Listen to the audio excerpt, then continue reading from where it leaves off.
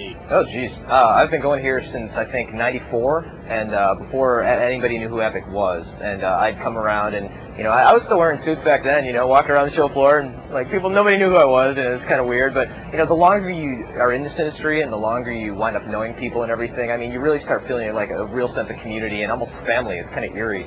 There's so many people, and there's so many wacky personalities that it kind of grows on you. It's almost infectious. How have you seen the GDC change since? Oh, it's changed quite a bit. How have you seen the GDC change since you started going to it? I'd say the GDC's changed tenfold since I think it was about '94, '95 when Miller Freeman actually wound up purchasing. I don't know if it was the rights or whatever to the GDC. Things have become a lot more commercial. The GDC started off as a bunch of guys like in somebody's house just rapping about game design and whatnot, and it's really exploded into almost like a mini E3. It's really getting crazy, but it's I go here to network with people and to show off our new technology and to maybe, share my information about things that I happen to work on or to learn something from somebody else. And there's still a good sense of community. They've managed to maintain that here, even though it's grown a lot. How much is the benefit to be able to see other developers that you probably wouldn't see all at the same time in one place and to share ideas? I wouldn't trade the opportunity of coming to the GDC for anything. To some extent, I actually prefer it to E3 because E3 is so huge and there's so many people that you can. I mean, often you can't find people that if you want to network, talk about game design, go out and party, have a good time with them. And I mean, that's what GDC seems to be a lot about. It's about the community. It's about everybody sharing knowledge and showing off stuff and having a good time. E3 is way too commercial, I think, and you try and get into a party at E3 and they're always way too crowded. Have there been occasions where you had a game maybe in one particular way coming into the GDC and you actually took something from the conference and changed the game? Well, when we bring our games to any show, if we bring it to a LAN party or if we bring it to GDC or we bring it to E3, there's always comments that you get from just the average Joe, and sometimes we'll be working on something, maybe a weapon doesn't feel quite right, and somebody will come up to us and they'll be looking at it and say like, hey, why don't you try changing this to blue or something, and we'll do it, and it'll wind up enhancing the game that much more. And I mean, there's an infinite amount of knowledge that everybody out there has, and the key is to be able to filter that knowledge in through yourself as a game designer, and that's what I'd like to think I do. All right, now there have been some pretty big announcements here. The Xbox. What is your take on the Xbox? I was very surprised by the Xbox. I was expecting it to be kind of cool, kind of like a stripped-down PC, but what I wound up seeing very much excited me. Seamus was up there showing the various technology demos. They had the one with the mouse traps and the ping pong balls, and I just about jumped out of my seat and freaked out on that. That was very, very exciting. Everything looks really smooth. It looks really sharp, and all of the content that was shown was pretty much exactly what you're going to wind up seeing on the system. PlayStation 2 looks really, really good as well, but I was a little bit disappointed by the amount of rendered movies that they showed. It seemed like it was about 50% gameplay footage and 50% rendered movies.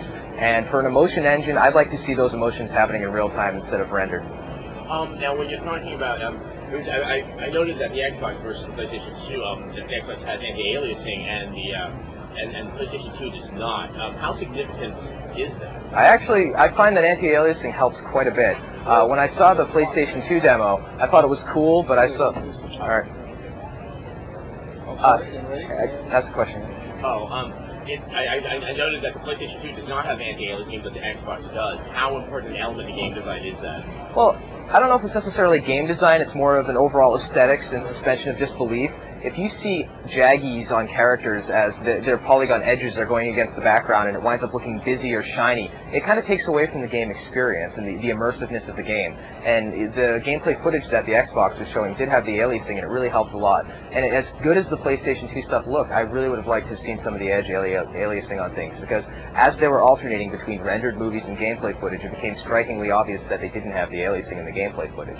So. Now, what would be the rationale behind Sony not having anti-aliasing in the PlayStation? I can't speak on Sony's behalf. We're independent developers, but I think it was the time frame. Sony's going to have to make sure that the PlayStation 2 is at a lower price point, and perhaps edge anti-aliasing on the card that they showed would have wound up being too expensive. There's so many issues of cost. I mean, if the PlayStation 2 comes out and it's $299 or less, it will be no question about it selling tons and tons of units. But if it's a higher price, it's going to be a bit more of an uphill battle, because people will not pay $400 to $500 for something they still see as a game system, even if it has a DVD player in it. Now, you work on Unreal Tournament, so obviously online gaming is something quite significant to you. The Xbox is already coming with the modem and it's intended to go right onto the internet. That's not the case with PlayStation 2. How does that make you feel in developing for these systems? I really enjoy making games that I can actually jump in, like the day the game comes out, and play against our customers and get their feedback and see what they think and play the maps with the people who are playing the game. I love online gaming, persistent gaming. That's a direction we're really looking at moving into at Epic.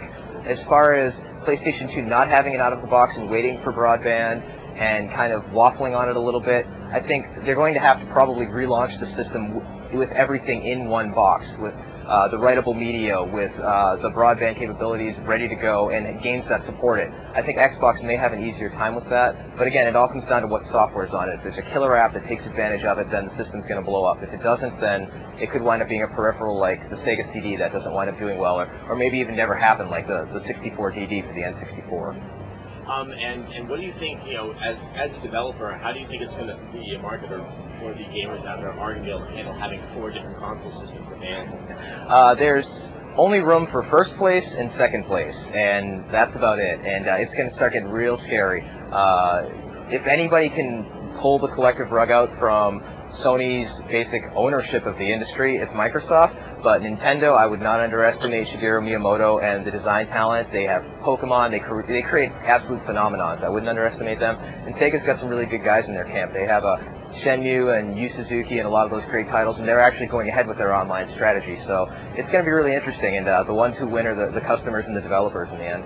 All right.